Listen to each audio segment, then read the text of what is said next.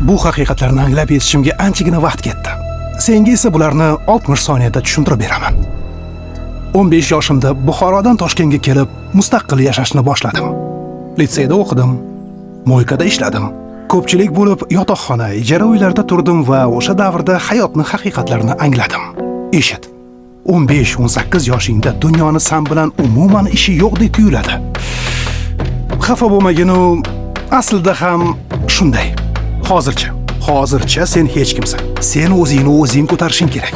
Hech kim oldinga kelib tayyor yutuqlarni qo'lingga tutqazmaydi. Buni kutma. Odamlarga nima xohlashing emas, qo'lingdan nima ish kelishi qiziq. Kimligingni mehnating, intilishing, qat'iyatliging bilan ko'rsata olasan. Bu dunyoda o'zingdan boshqa seni hech kim qutqara olmaydi. Omad emas, tartib, intizom. Xayol emas, hayotga real qarash bilan maqsadga erishasan. Duo qil, harakat qil va shu ishingda davomli bo'l. Xayrlashmadiga, ko'rishguncha.